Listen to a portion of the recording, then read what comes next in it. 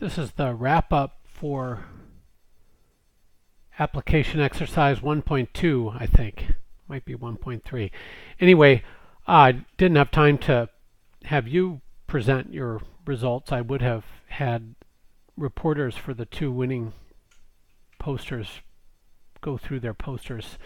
But instead, I'm going to do it and we'll move on for Thursday's class period. Uh, there was a tie. Two posters got um, 3 votes each. This is Team Seven's poster. Good job. And Team Five's poster. Team Five, maybe if I were casting the tie-breaking vote, I'd rate Team Five's poster just a little bit better than Team Seven's poster, but both very good. Um, the I wasn't sure why investments in unsold finished goods wouldn't be counted, since certainly people were paid to make goods that didn't sell, and you just count inventory going forward, changes in inventory, and that's some economic activity. Investments, again, you're adding to the productive capacity of your economy. Not sure why one would leave out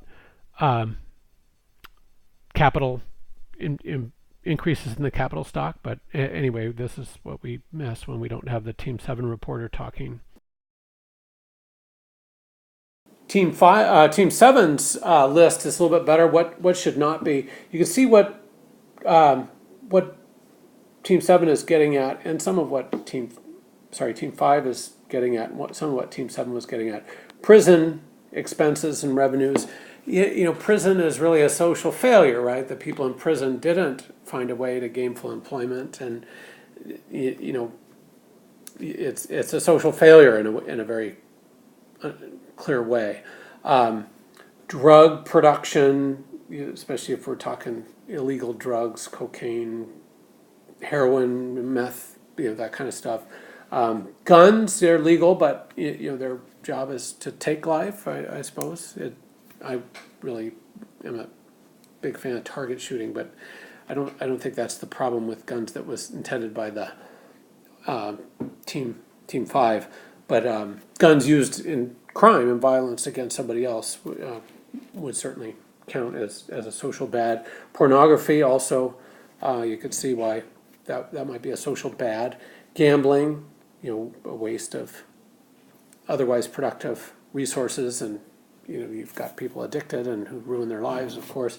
Defense budget is interesting. I guess any spending beyond that necessary to defend one's borders, one could make an argument along those lines, and I suppose that's what Team 5 is going for.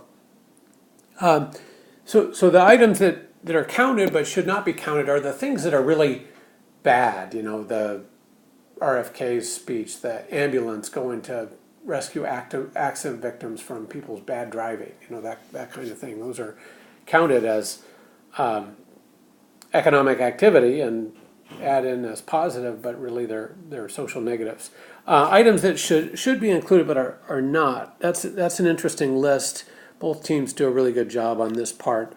To one economy where people are living to be 100 is doing better than an economy where people are living to be 70, all else equal. I think the other team said this better, but the quality of education. Education isn't seat time. We rate seat time to a better degree than we rate quality, and clearly we want to measure quality if we could. Pollution. Here we'd like some measure of natural capital, of environmental health, and when it's destroyed or eroded, that should count against gains in GDP elsewhere, and we don't do that, but we should, clearly. It would be desirable to do so, I guess is what I'm saying there. So it's Team 5. Unemployment rate, I think what they're going for there, we'd like an economy where everybody that wants gainful employment can find it. So when people can't, again, that leads to discontent, lost sense of purpose, etc. And somehow that malaise should be counted against positive gains in GDP, all else equal. Freedom, okay, freedom is often considered a value in it unto itself. Although the early philosophers that got us to where we are today, where we elevate freedom to a core value, the argument went that free people, people that are free to do with their resources what they want, lead to more economic output. So freedom was really an avenue to prosperity more than a desirable goal in itself in the writings of Locke and John Stuart Mill, etc. But certainly in today's vernacular, that live free or die, of course, that's vernacular from the 1776 era, Patrick Henry.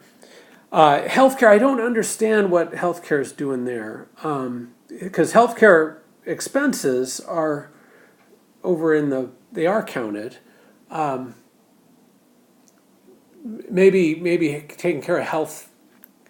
Well, again, some measure of health maybe would be better to include, and to some extent the team gets at it via mortality rate. But I'm curious why health care is here, because certainly when a hospital takes care of a sick person and sends them a bill, that's counted in whether Medicare pays for it, the government, or private insurance companies, or people pay out of pocket. That is entered into GDP.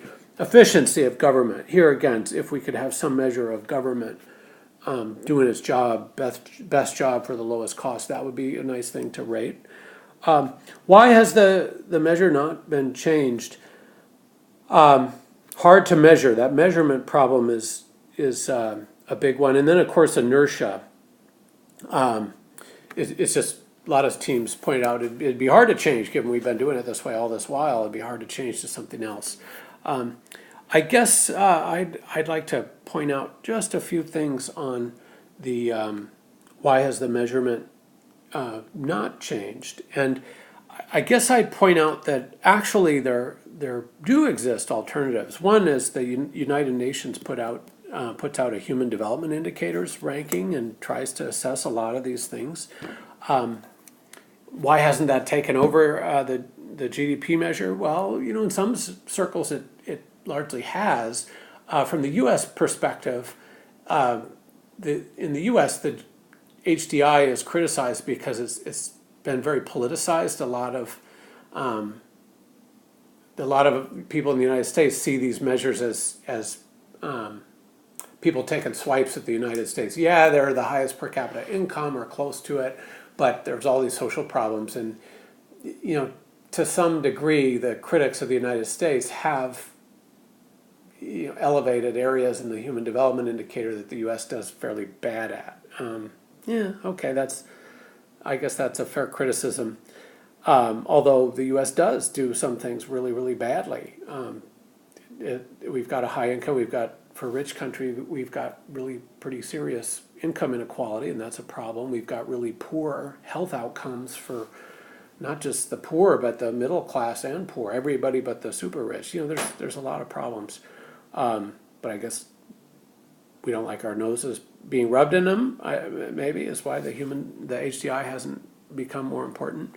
The most interesting alternative to GDP is Bhutan, whose national statistics organization has been converted to keeping track of the Bhutan National Happiness Index. And that's really what we're going for, right? The happiness of our citizenry. And Bhutan has really shifted overtly to that goal. I guess you could argue, well, it's a lot easier to see how GDP is changing compared to happiness index. That surveying people about how happy they are would be inherently imprecise in a way that how much income people earned is not imprecise. Then the last, I guess the last couple of points to make. One is that per capita GDP is relatively easy to measure. That's one reason why it's so common. It's comparable across nations, which, to a large degree, some of these other measures are not. And also per capita GDP is highly correlated with a lot of things we care about, often level of education, but per capita GDP is highly correlated with long lifespans, with the average calorie per day on the part of citizenry. access to education, if not necessarily quality of education. Anyway, there is a high correlation between that easy to measure index and some of the better stuff that we'd rather be measuring. End of the day, take these GDP measures and per capita GDP measures with a grain of salt. And the last point I would make is that, so I've reproduced the panel 4 or 5 of figure 1.2, and notice in here second highest per capita income, but much more equitably distributed than anything else. Norway, they're right up there almost with Singapore in terms of average, but notice how there's a little gap there in the income of the top 10%, and in Norway the income of the bottom 10% is really much higher than in other rich countries. Equity matters, and Norway is achieving high income and sharing that pie much better than other rich countries. So, don't just look at averages, look at the actual distribution. And if high income is better distributed, well, better distributed is highly desirable. You want everyone in your economy to be doing well if possible.